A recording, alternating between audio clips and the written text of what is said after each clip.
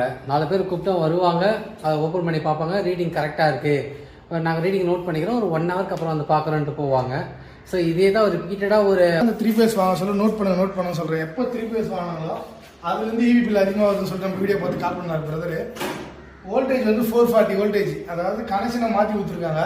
440 voltage வந்துச்சு. ஒரு சின்ன ஃபேன் போட்டால் 80 வாட்ஸ் ஃபேனு அப்படியே வந்து 220 வாட்ஸாக காட்டுது. அதில் நான் காட்டுறேன் வீடியோவில்.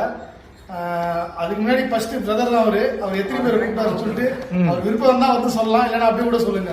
எத்தனை பேர் கூப்பிட்டீங்க, எத்தனை பேர் வந்து பார்த்தாங்க, அதனா ஒரு 4 பேர் கூப்பிட்டோங்க.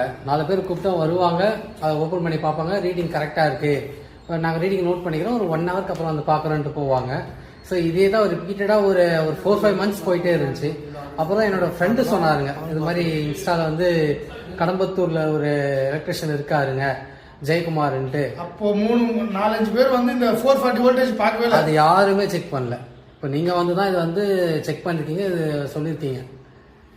இப்போ நம்ம